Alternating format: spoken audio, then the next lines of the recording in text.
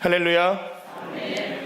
40일 동안의 사순절 갈보리 기도회를 통하여 예수님의 십자가 고난과 죽음을 묵상하시고 주님의 크신 은혜와 사랑을 기억하고 또 경험하고 기대하는 광림의 건속들이 되시기를 주님의 이름으로 축원합니다. 오늘 말씀의 제목은 복음에는 하나님의 의가 나타나서입니다. 오늘 본문 17절 전반부입니다. 복음에는 하나님의 의가 나타나 있다라고 기록되어 있습니다. 여기에서 하나님의 의라고 하는 것은 죄송합니다. 헬라어 디카이 오시네의 번역입니다. 그 뜻은 절대적 공의라는 뜻입니다. 그리고 하나님의 절대적 공의라고 하는 것은 하나님께서 인류를 심판하실 때 그때 나타나는 속성입니다. 모든 것을 이미 다 알고 계시는 전지하신 하나님께서는 절대적으로 공정하게 공의롭게 판결을 내리십니다. 사람의 마음과 생각까지 꿰뚫어보고 계시기 때문에 어느 누구도 하나님을 속일 수가 없습니다. 그래서 공의로우신 하나님께서는 선한 일을 한 사람에게는 상을 주시고요, 악한 일을 한 사람에게는 벌을 내리십니다. 그런데 바울은 복음에 바로 이와 같은 하나님의 공의, 의가 나타나 있다라고 말한 것입니다. 하나님은 절대적으로 공의로우신 분이기 때문에 죄인들의 죄를 눈감아 주실 수는 없습니다. 조용히 넘어갈 수가 없는 것입니다. 그에 상응하는 벌을 공정하게 내리셔야 된다라는 것입니다. 하지만 하나님은 또한 사랑이 굉장히 충만하신 분이십니다. 그러니까 죄인들을 어떻게든 살려주고 싶으신 것입니다. 공의의 하나님, 사랑의 하나님, 즉 공의와 사랑의 하나님께서는 이 문제를 어떻게 해결하실까? 바로 사랑하는 독생자 예수님을 이 땅에 보내주시는 것을 통해서 이 공의와 사랑, 이 두 가지를 동시에 이루셨던 겁니다. 예수님은 이 땅에 오셔서 죄인들이 받아야 할 죄의 형벌과 지옥의 저주를 대신 받아 주셨습니다.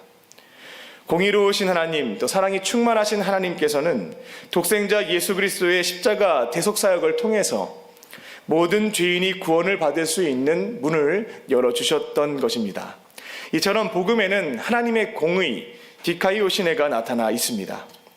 오늘 말씀의 제목은 복음에는 하나님의 의가 나타나서입니다.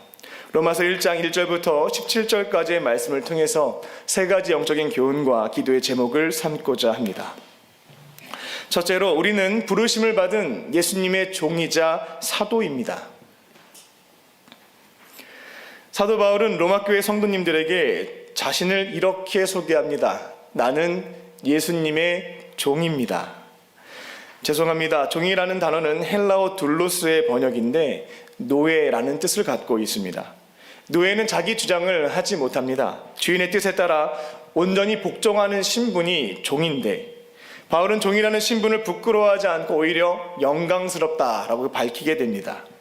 그는 예수님의 종으로 부르심을 받아 그분의 명령에 따라 절대적으로 복종하며 살아가는 것이 오히려 자신이 소유하고 있었던 로마의 시민권, 유대교 3대 랍비 중 하나였던 가말리엘의 문화생, 또 바리새파의 차세대 지도자였거든요. 이것보다 더 고귀한 직분이라고 생각을 했습니다.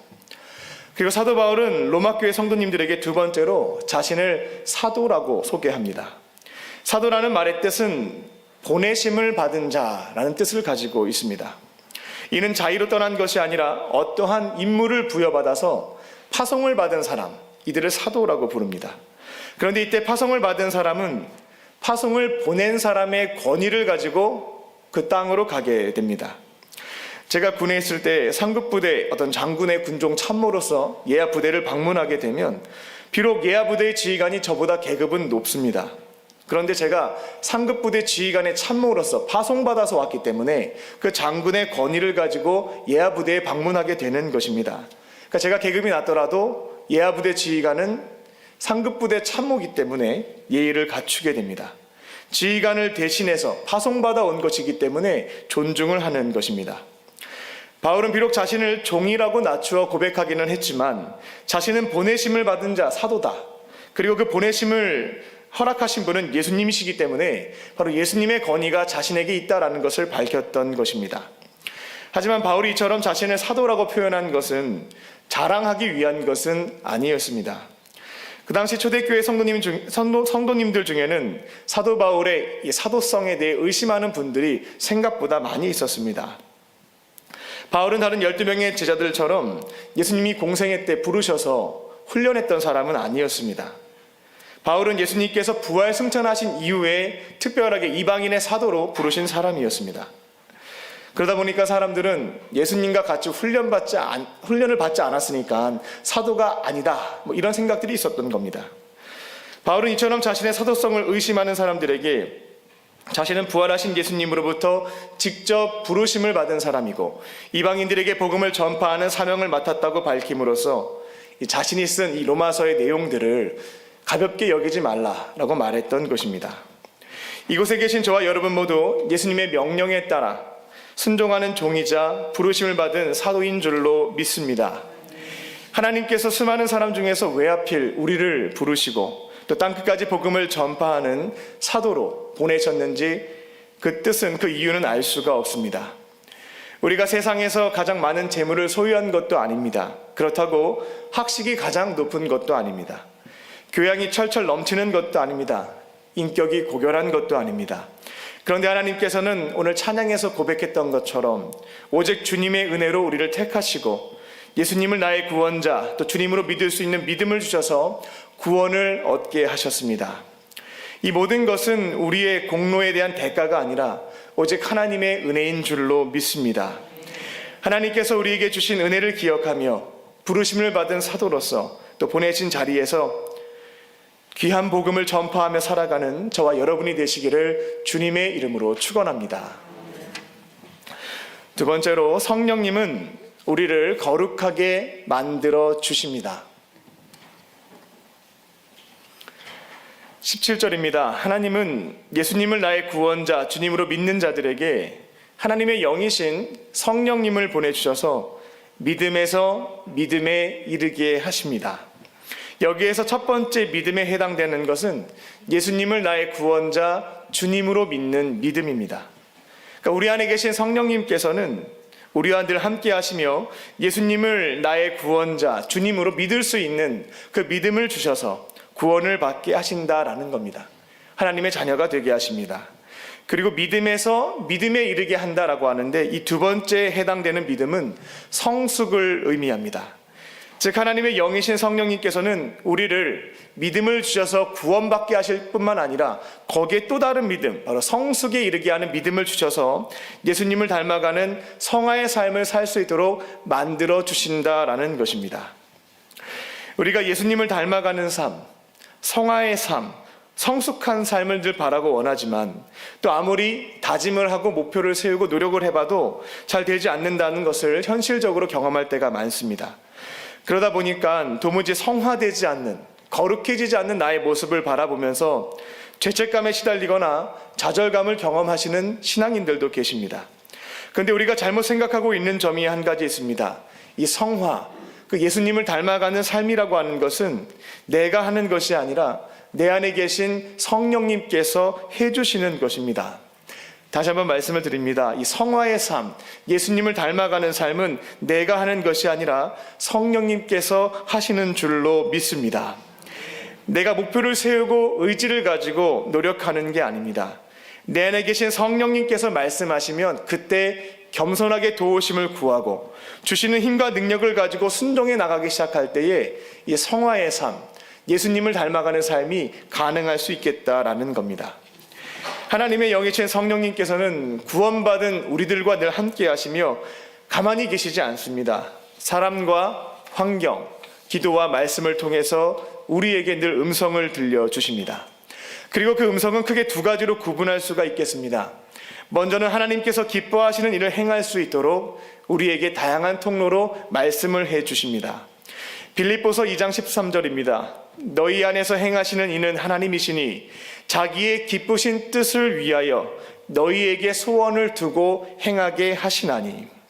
성령님께서는 하나님께서 기뻐하시는 일을 우리가 할 수 있도록 우리에게 마음의 소원을 두십니다. 남겨두십니다.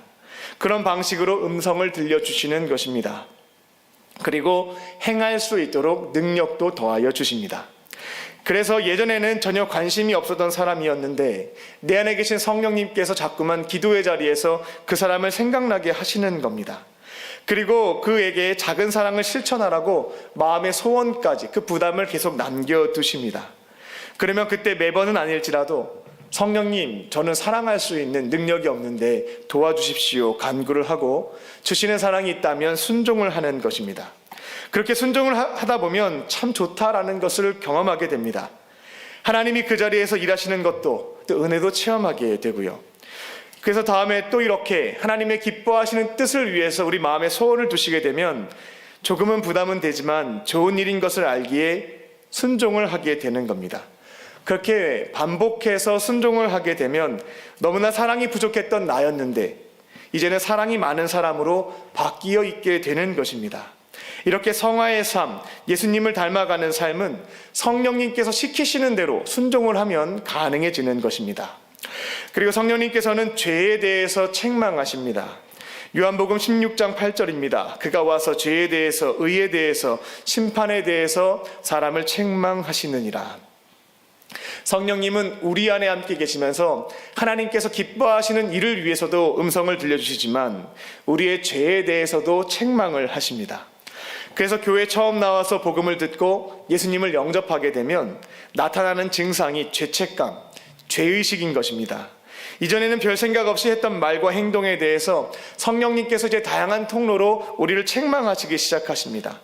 때로는 배우자가 될 때가 있고 자녀를 통해서도 또 말씀과 기도와 환경을 통해서 책망을 하시게 되면 겸손하게 인정을 하고 주님, 저는 이거 이겨낼 능력이 없습니다. 도와주십시오 고백하신 다음에 주시는 능력을 가지고 순종하는 겁니다. 매번은 아닐지라도 그렇게 순종하다 보면 죄가 줄어드니까 자유함이 있습니다. 기쁨이 넘치고 행복합니다. 그러다 보니까 그 다음부터는 책망하는 메시지가 부담이 아니라 기쁨을 가지고 듣게 되는 것입니다. 그렇게 우리 안에 계신 성령님께서는 우리를 예수님을 닮도록 성화의 길로 걸어갈 수 있도록 만들어 주시는 분입니다. 내 안에 계신 성령님께서 사람과 환경과 기도와 말씀을 통해서 음성을 들려주실 때면 도우심을 구하고 순종하심으로 예수님을 닮아가는 믿음에서 믿음으로 나아가는 저와 여러분이 되시기를 주님의 이름으로 간절히 축원합니다. 끝으로 복음을 부끄러워하지 않고 전파합니다. 우리가 사랑하는 가족과 이웃, 인류를 죄와 죽음에서부터 건져낼 수 있는 방법, 유일하게 딱 한 가지가 있는데 복음을 전하는 것 외에는 다른 방도가 없습니다.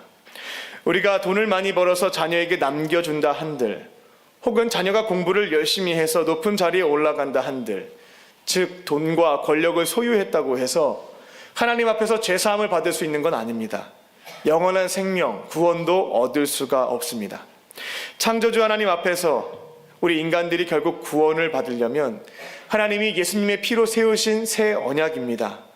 우리를 구원하시기 위해서 십자가에 달려 죽으시고 부활하신 그 예수님을 나의 구원자, 주님으로 믿을 때, 마음의 문을 열고 영접할 때 구원을 얻을 수가 있는 겁니다. 이게 인류가 하나님 앞에서 구원을 받을 수 있는 유일한 방법에 해당됩니다. 그래서 사도 바울은 인류를 구원하기 위해서 이 유일한 방법, 복음을 듣고 예수님을 믿을 때 구원을 받을 수 있기에 이 사실을 전 세계 사람들에게 전하기 위하여 목숨을 걸었던 겁니다. 이 복음을 맡은 자로서 모르는 사람들에게 알려주기 위해서 두 발을 딛고 전 세계에 복음을 전파했던 것입니다. 사도 바울은 복음을 전파했다는 이유로 돌에 맞기도 하고 죽도록 매를 맞은 날도 있습니다. 감옥에 갇히고 결국에는 순교했습니다만 오늘 본문 16절의 말씀처럼 자신은 복음을 부끄러워하지 않았다. 복음을 부끄러워하지 않는다라고 고백했습니다. 사람들이 도무지 믿기가 어려운 내용들로 가득 차 있었던 십자가 복음이었습니다만 하나님께서는 이 십자가 복음을 믿는 자들에게 구원을 주신다고 약속하셨음을 알았기에 이를 전파하는 것이 자신의 사명인 줄 알고 때를 얻든지 못 얻든지 십자가 복음을 전파하는 일에 자신의 목숨을 모든 시간을 걸었던 것입니다. 그리고 십자가 복음을 전해보니까 이 복음은 사람이 만들어낸 것이 아니라 하나님께서 행하신 일, 즉 하나님의 지혜에 해당되는 것이었기에 설명하고 설득해서 사람들을 이해시키는 것이 불가능하다라는 것을 깨닫게 되었습니다. 그래서 사도 바울은 복음을 전파하다가 어느 시점이 되었을 때 더 이상 복음을 설명하거나 설득하지 않고 그대로 선포하기 시작했습니다. 사도 바울은 그리스 아테네, 성경에는 아덴으로 나와 있는데 그리스에 있는 아테네입니다. 그곳에서 철학적으로 복음을 설명하고 설득하다가 한번 크게 실패를 경험하게 됩니다. 그리고 그 이후에 고린도로 이동을 해서는 십자가 복음을 그냥 있는 그대로 선포하는 것을 택하게 됩니다. 그런데 놀랍게도 복음을 설득할 때는 잘 되지가 않았는데 선포하고 나니까 성령님께서 역사하시는 것을 보게 됩니다. 성령님께서 역사하셔서 복음을 듣는 자들에게 그 복음을 깨닫게 하시고 믿게 하시는 것을 경험한 것입니다.